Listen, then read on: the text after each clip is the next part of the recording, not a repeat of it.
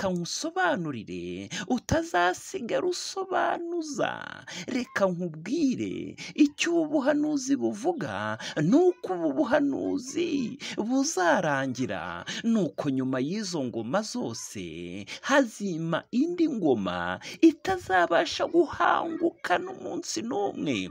Iyo ngoma azaba ari ingoma y'imyaka 1000. Mwese muratumirwa. Reka turebere hamwe ubu buhanuzi bwose nkubwiye. Reka dusobanure ubu buhanuzi. Iyo bakubwira umubare 666, ese ubasha kuwusobanukirwa? Ese iyo bakubwira inyamaswa izamuka iva mu gitaka, ese ubasha kumenya iyo ariyo? Ese iyo bakubwira inyamaswa izamuka iva mu nyanja, ubasha kumenya iyo ariyo? Ese iyo bakubwira inyamaswa n'igishushanyo cyayo, waba ubisobanukiwe nyabo? Reka nkusobanurire icyo ubuhanuzi busobanura. Mu buhanuzi ntabwo ubuhanuzi busobanura nk'uko umuntu ashaka, ahubwo ubuhanuzi busobanurwa n'ubundi buhanuzi. Ndi umuhanuzi Emma uturuka Itishubi mu rubyaro rwo kwa Benjamini, nkaba ndi ambasaderi w'ijuru, nkaba mpagarariye ijuru kuri iyi si. Ndi intumwa natumwe n'Uwiteka Nyiringabo, Imana ishobora byose. Nje nka marayika ngo nkusobanurire icyanditswe mu cyanditswe. Reka dutangire dusobanure Ibyahishuwe igice cya 13. Turahera ku murongo wa mbere. Ngihagarara ku musenyi wo ku nyanja, ngiye kubona, mbona inyamaswa iva mu nyanja. Iyo bavuga inyamaswa iva mu nyanja, baba bavuga Roma, baba bavuga Vatikani. Niyo nyamaswa yazamutse iva mu nyanja, ifite amahembe 10 amahembe 10. Iyo bavuga amahembe 10, baba bavuga ibihugu 10 bikorana na Vatikani, ibihugu 10 bikorana na Kiliziya Gatolika. Ibyo bihugu 10 rero biyobowe na Amerika, Ubwongereza, Ubufaransa, n'ibihugu byose by'Ubutaliyani, Ububirigi, Espanye, Ubudage, ibihugu byose byo mu Burayi biyobowe na Amerika. Nibyo bihugu 10 rero bivugwa hano, biri kuri iyi nyamaswa yazamutse iva mu nyanja, ariyo Vatikani. Ifite imitwe 7. Iyi mitwe 7 rero ni imisozi 7. Ni imisozi 7 Vatikani ishinzeho. Uzayibona, uzajya hari Vatikani, hari Roma mu Butaliyani, hari Vatikani, hari kwa Papa Francis. Ubaze imisozi 7 bazayikwereka. Reka rero dusobanura ubuhanuzi. Ubu buhanuzi ni ubuhanuzi amadini aba yarananiwe gusobanura, ni ubuhanuzi abapasiteri baba barananiwe gusobanura, ababishop, abasenyeri, abapadiri, bose byarabananiye. Ariko kuko nje mu izina rya marayika w'Uwiteka, kandi nkabanje numwe n'Imana, nkabanje numwe n'Uwiteka Nyiringabo, nkaba ndi umwambasaderi w'ijuru, nkaba ndi intumwa iturutse mu ijuru. Reka ngusobanurire. Reka dukomeze. Ku mahembe yayo hariho ibisigo 10, no ku mitwe yayo hariho amazina yo gutuka Imana. Yego rwose, kandi uzasanga hari Vatikani amazina yo gutuka Imana rwose, kuko ntabwo bemera igitambo cya Yesu Kristo. Bavuga yuko kubabarira ibyaha ari ukujya mu ntebe ya penetensiya ukicuza ibyaha. Ubwo urumva iyo ufashe abantu ukabashyira mu ntebe ya penetensiya bakicuza ibyaha, ubuhakanye igitambo cya Yesu Kristo, ubuhakanye incungu ya Yesu Kristo. Yesu niwe utubabarira ibyaha, ntago penetensiya ari itubabarira ibyaha. Urumva ko amazina yo gutuka Imana hano aragaragara Vatikani. Reka twikomereze umurongo wa 2. Amajanja yayo yasaga na aya oroko, akanwa kayo kasaga na ak'intare, cya kiyoka kiyiha imbaraga zayo ni intebe yacyo yo ubwami n'ubutware bukomeye. Ahantu iyo nsomye ahantu birambabaza cyane, ngo nuko cya kiyoka kiyuha ubutware. Wari uzi ko Vatikani yahawe ubutware na cya kiyoka? Cya kiyoka cyaciwe mu ijuru aricyo Satani dusanga hano mu byahishuwe igice cya 12. Cya kiyoka cyaciwe mu ijuru wari uzi ko cyahaye ubutware bwacyo i Vatikani, i Roma mu Butaliyani kwa Papa Francis. Buriya butware bafite babuhawe n'ikiyoka. Uzi ko ariyo mpamvu abaperezida bose bo mu isi babanza guca i Vatikani. Abaperezida abakinnyi b'amafilime, abaririmbyi, abahanzi, abakire, aba Bill Gates, aba bose mbese bagiye bakomeye cyane, ba Elon Musk, mbese buri mukire wese abanza kujya i Vatikani, kubera yuko i Vatikani yahawe intebe na cya kiyoka aricyo Satani. Satani yahaye Vatikani intebe kugira ngo Vatikani iyobore isi. Yego, ibi ndabisobanuye, ariko atansiyo, wowe wumva ubu buhanuzi erega abakozi b'Imana batumwe n'Imana, erega n'ubwoko Imana yironkeye. Ujye umenya ko ubwoko bw'Imana turi ubwoko Imana yironkeye, turi ubwoko bwavuye mu maraso ya Yesu Kristo, turi ubwoko bwavuye mu ncungu ya Yesu Kristo, turi abo Yesu Kristo yironkeye ku musaraba. Kandi uturwanyije abarwanyije Imana, kandi urambuye akaboko abakaramburiye ku Mana. Rwose reka nkubwire umukozi w'Imana, kirazira kumutunga urutoki, kuko iyo umutunze urutoki uba urutunze Imana. Kandi ikindi nanone, umukozi w'Imana iyo umurakariye uba urakariye Imana, kandi uburakari bw'Imana bwo buza vuba vuba. Ni ukuvuga ngo umukozi w'Imana ararindwa ibihe bitabarika, ngo nk'uko imisozi igose Yerusalemu niko Uwiteka agose ubwoko bw'uhereye none kugeza iteka ryose. Turi ubwoko Uwiteka yironkeye mu butayu, ahantu hatagira amazi, iwabo w'inyamaswa zihuma. Aratukuyakuya, aturinda nk'uko arinda imbone z'ijisho. Icyanditswe kiraza muri Bibiliya ngo ntimugakore kubona asize, ntimugakore ku bana banjye nimikishije amavuta, kuko ubakozeho aba ari njye akozeho. Turi ubwoko bw'Imana yitoranyirije. Imana ishimwe, iyo yadutoranyije kera tukiri urusoro mu nda. Reka twikomereze rero. Umurongo wa 3 turimo gusobanura ibyananiwe n'abapasiteri. Umurongo wa 3, nuko mbona umwe mu mitwe yayo isa n'ukomeretse uruguma rwica, ariko urwo ruguma rwawishe rurakira. Abari mu isi yose bakurikira iyo nyamaswa bayitangarira. Uzi kuri uyu murongo wa 3, uzi igihe byasohoreyeho, nkubwira itariki n'umunsi byasohoreyeho. Uyu murongo wa 3 turi mu byahishuwe igice cya 13, tugeze ku murongo wa 3.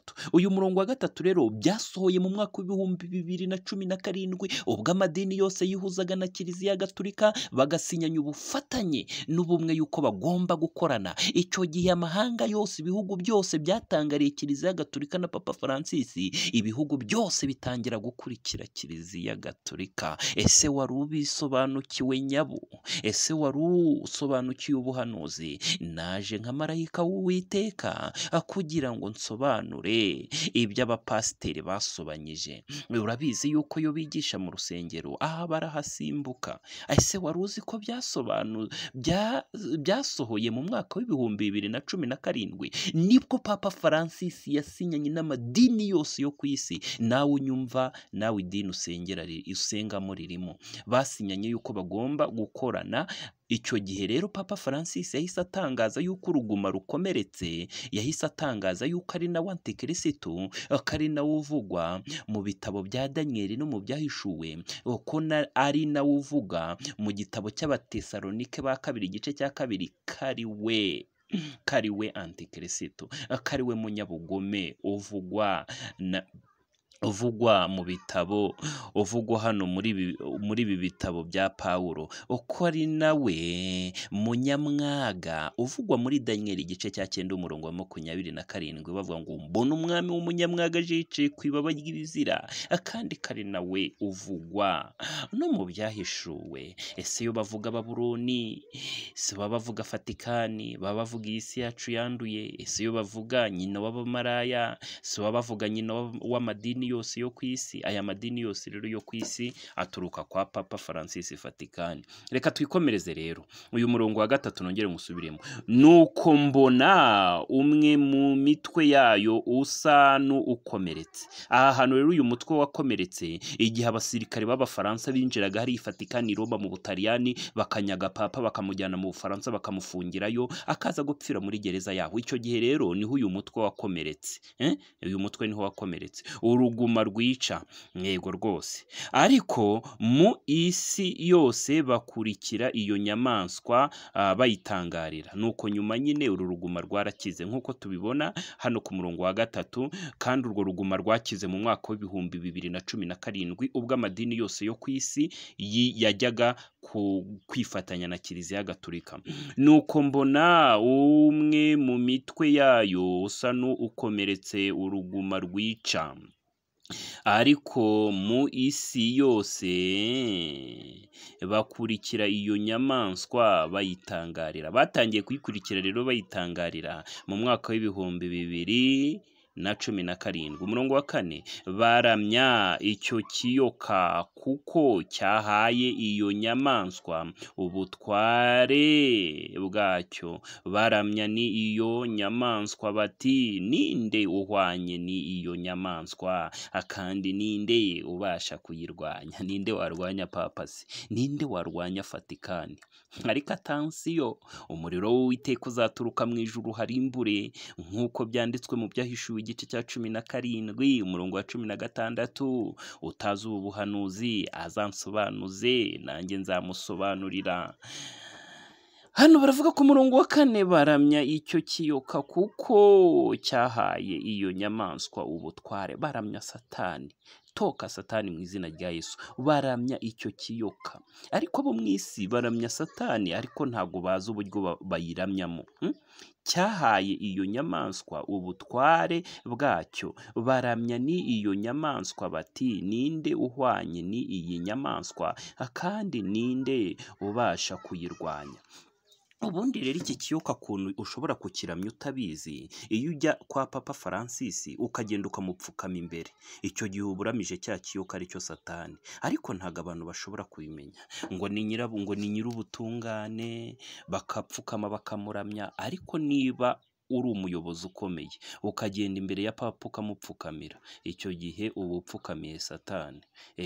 Kuko Papa Francis ari umutambyi wa Satani, kandi ni nako Bibiliya ivuga. Iyo bavuga ngo nuko hano mu Byahishuwe igice cya 17, iyo bavuga ngo abo bami 5 baraguye, uwa 6 ariho, ariko uwa 7 nazaza bafite igihe gito. Uriya wa 7 rero niwe Papa Francis. Niko ubuhanuzi buvuga. Buriya Kiliziya Gatolika nta wundi muntu uzongera kuyiyobora keretse Papa Francis wenyine, niwe uzayiyobora kugeza igihe cya Yesu Kristo. Papa Francis rero niwe mu papa wa nyuma nk'uko Bibiliya ibivuga. Reka rero twikomereze. Hano baravuga ngo umurongo wa 5, ihabwa akanwa kavuga ibikomeye ni ibyo gutuka Imana, ihabwa no kurama ngo imare amezi 42. Ihabwa akanwa ko gutuka Imana. Ni ukuvuga ngo gutuka Imana, ushobora kuvuga uti se Vatikani hari i Roma mu Butaliyani batuka Imana bati? Ariko mu gihe ufashe umurimo w'Imana ukawitirira uwawe, ubututsi Imana. Kandi mu gihe uhinduye amategeko ugakuraho isabato y'umunsi wa 7 ugashyiraho ikiruhuko cy'icyumweru ku wa mbere w'iminsi 7, ubututsi Imana. Mu gihe ufashe mu mategeko 10 y'Imana ukongeraho itegeko rya 11 ukongeraho iry'ubutinganyi, icyo gihe ubututsi Imana. Ni ukuvuga ngo riga gutuka Imana ntabwo ari ukuvuga ngo wa Mana we ngura akagira gutyo wapi.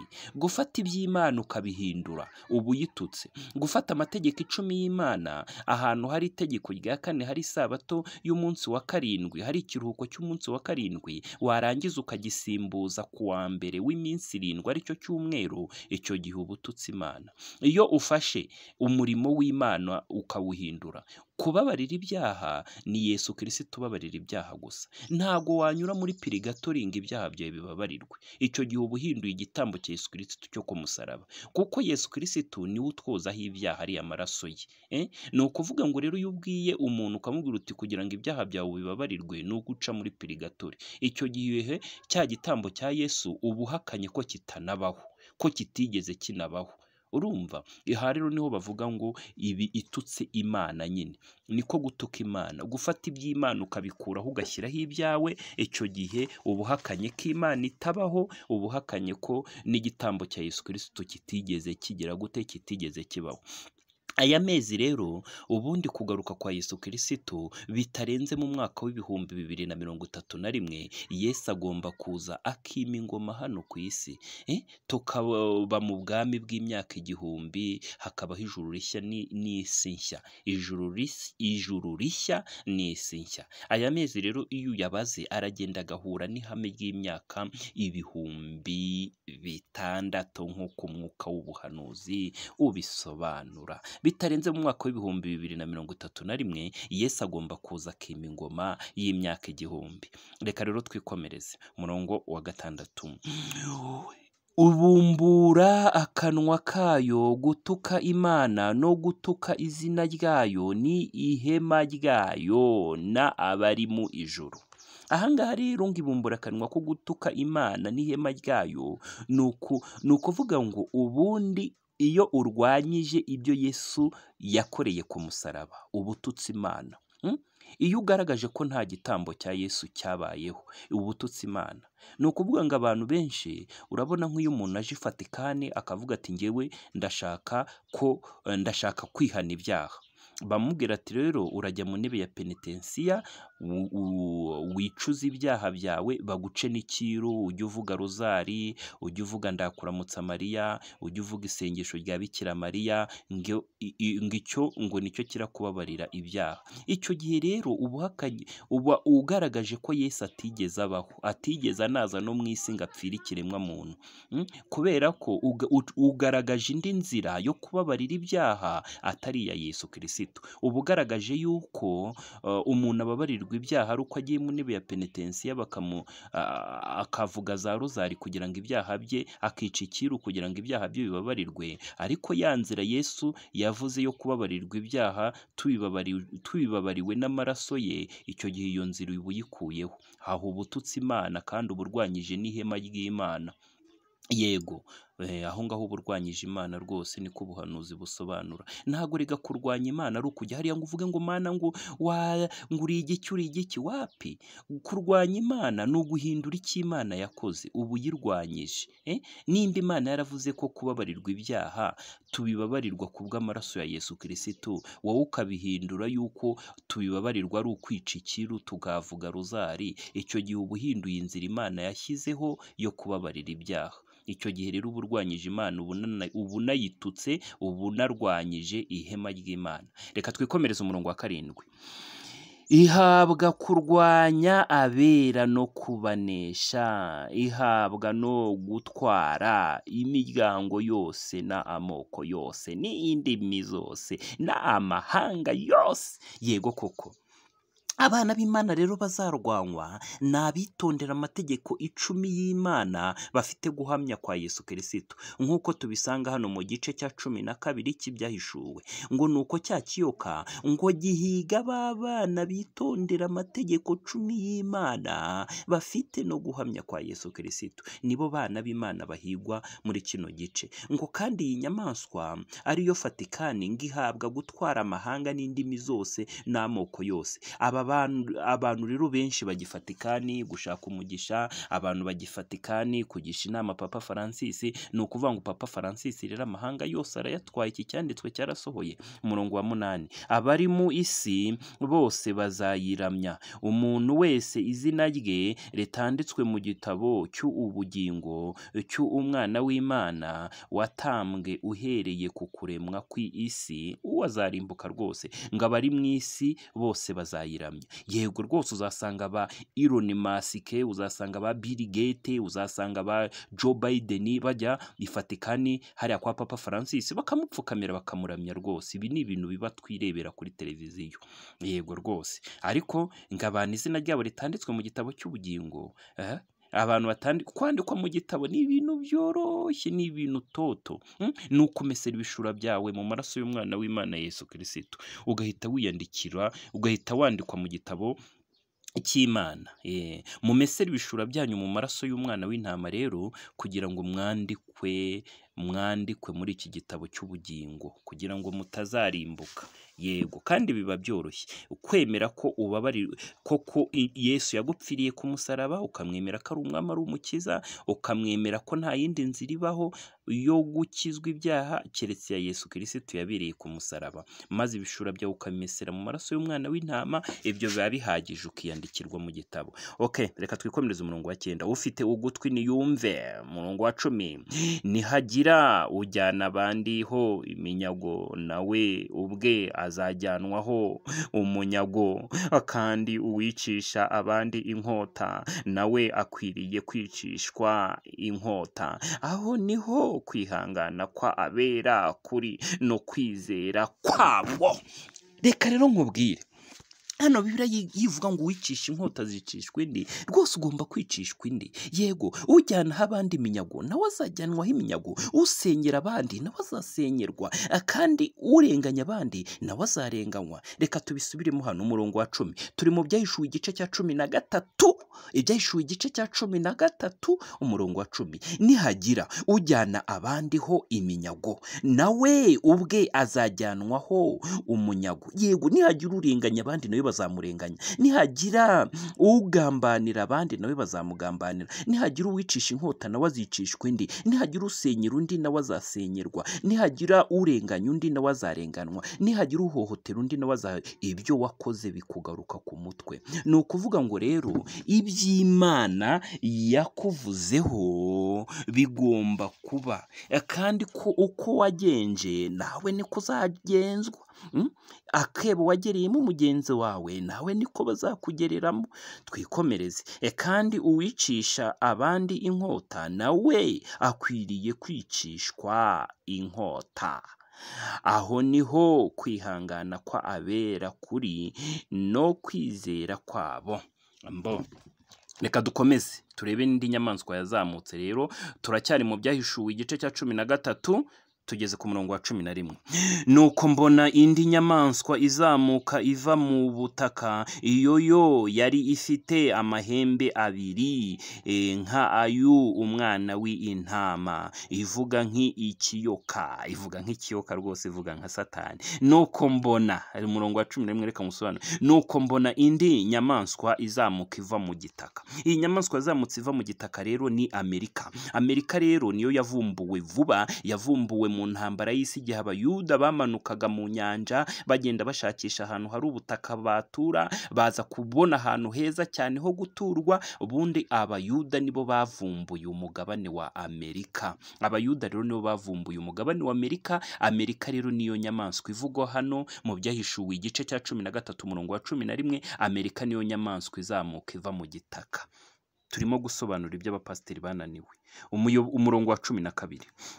Itegekesha ububasha bwose bwa ya nyamaswa ya mbere mu maso yayo, ihata isi na abayirimo ngo baramye ya nyamaswa ya mbere yakize uruguma rwica. Uruguma rwa ya nyamaswa ya mbere rero rwakize mu mwaka w'2017, ngo ihatira abari mu isi kuramya ya nyamaswa ya mbere. Ni ukuvuga ngo ubundi Amerika niyo ihata isi cyane, ko abantu bagomba kubaha Vatikani n'ubuyobozi bwabo, kuko Vatikani na Amerika bafitanye ubukorane, kandi koko urumva bahana ububasha. Urumva, ni ukuvuga ngo cya kiyoka gihaye inyamaswa izamuka iva mu nyanja, iyo nyamaswa izamuka iva mu nyanja ariyo Vatikani nayo ihaye ubutware bwayo ya nyamaswa yazamutse iva mu butaka ariyo Amerika. Reka twikomereze umurongo wa 13. Kandi ikora ibimenyetso bikomeye, imanura umuriro uva